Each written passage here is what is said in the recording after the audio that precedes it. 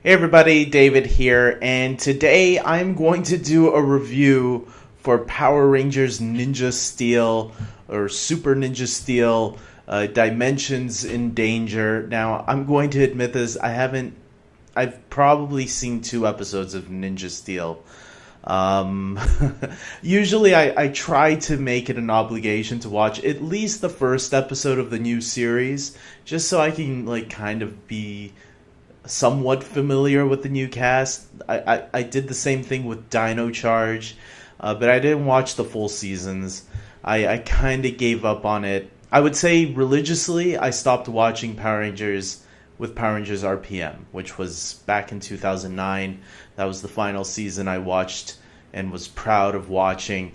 And then Samurai came along, and I didn't watch it all until I heard about what Megaforce was going to be about, how they were kind of hyping it up, that the second season would start taking over and using the past powers and all that.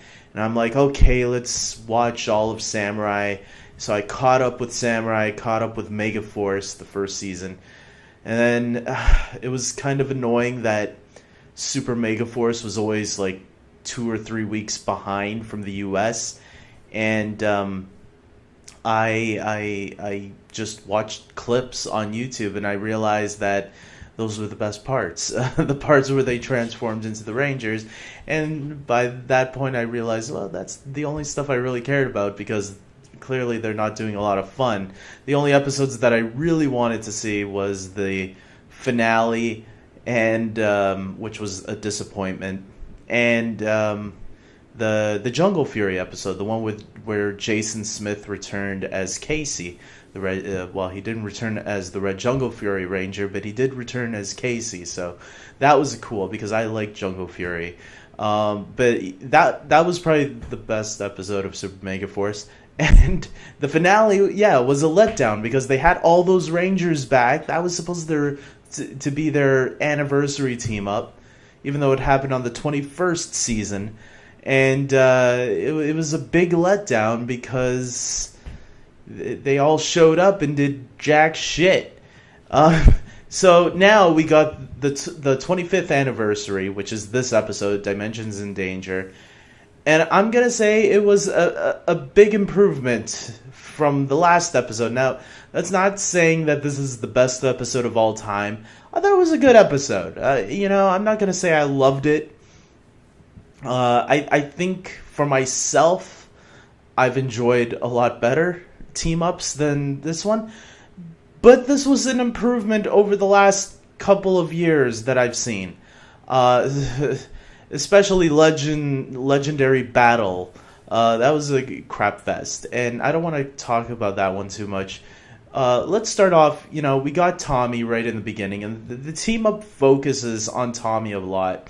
And I get why. I think they want people who remember Mighty Morphin the most to come back for this team-up. I don't know how well that's going to work, because I think people do know that Power Rangers is intended for kids. And people like me, there's not too many people like me that will come back and watch a kid's show. Maybe parents with their kids will watch it. I'm a single guy. I don't have no kids. So, I'm a rare case. But there are people that are not going to be like me if they're single and have no kids, and they're not going to just watch Power Rangers just because you bring back Jason David Frank. That's just the truth of it. But it is cool as a nostalgia of someone who has nostalgia for the show. It was cool to see Tommy back and transform into all his Ranger powers. Now, apparently, there might be an edited version because Nickelodeon did release a clip online where they show that fight where Tommy is fighting his clone, and he transformed in the show. He transformed into the Red Zeo Ranger, the White Ranger, and the Green Ranger. But in the clip, he actually transforms into the Black Dino Thunder Ranger first. So you see Black Dino Thunder fighting the Black Dino Thunder, and that's starting to get some fans curious. Oh, is there going to be an extended copy like there was for the last one. Even though there wasn't really much extended, there was like only one or two things. But yeah, I would be up for an extended version to see if there was a lot more, because I did feel the battle at the end was really short, and I was kind of like disappointed in that. But it was a much better battle than the legendary one, the Super Mega Force one. Where they actually did show some of the legendary Rangers fighting, so that was pretty sweet. Even though it was pretty quick, it was still cool seeing some of those past Rangers kicking ass together with the newbies. I didn't like that the newbies got their own little mission going on in the episode to take down Lord Dreven, who's clearly a play on words of Lord Drekken. Notice how they sound similar. Drekken is from the comics. He's the alternate universe version of, or the alternate timeline version of Tommy. And in this one, they had a monster named Lord Dreven, who was taking over that role, because they were kind of borrowing from the Shattered Grid storyline from the comics. I'm going to guess the reason why they couldn't use Lord Drekken, which I don't see why you couldn't, because he's in the comics. You had Jason David Frank there. He could have played it. But I'm going to guess Lord Drekken is, even though he's an alternate version of Tommy, he is kind of his own character. And maybe they had to pay Kyle Higgins or to use that character because it was a character created for the comics. I think that's how it goes. I'm not 100% sure. And the artists that created the costume too, they would probably maybe have to pay the artist and the writer who created them a portion for that. I don't know how that works, but it's similar to how like Paul Dini gets some rights issues whenever people use the character of Harley Quinn, or Bob Kane whenever people use any of the characters of Batman. I think it's something like that. I have a feeling it might be something to do with that. But fine, okay, the villain served his purpose. He was the villain of the story. But evil Jason David Frank, evil Tommy, the clone Tommy that they had there, it was all right. I think he was having fun playing evil Tommy, but I think he was trying too hard. That's just my opinion. The other characters, Wes was great to see again. I'm glad he got to lead the team a little bit. But there were other Rangers like TJ and Rocky and Catherine and Trent. Trent was the least cared about in this whole team up. I think he only had like one line, and you didn't even get to see him kick some ass. And which was weird, because they had to go to Reefside. Reefside is a Dino Thunder place. You'd think that, he's a Dino Thunder Ranger. You had two Dino Thunder Rangers in there, and you underutilized one of them. You should have had, like, one line where Tommy said something like, "Hey, Trent, you were my student," or something like... I don't know, not like that, but you guys know what I'm saying. They should have had a little bit of interaction. Same thing with Kat and Tommy.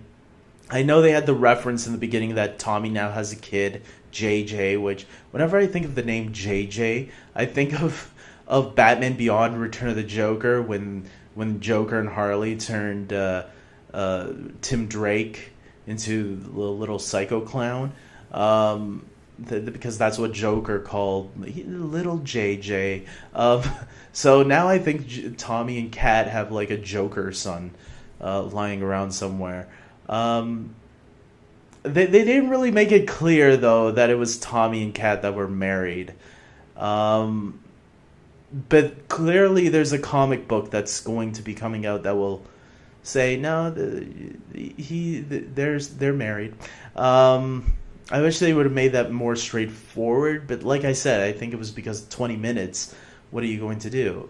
You only have so much time. Rocky got a little shout out from Tommy there, like, "Oh, Rocky, it's good to see you again." But I think that was the evil clone, right? Yeah.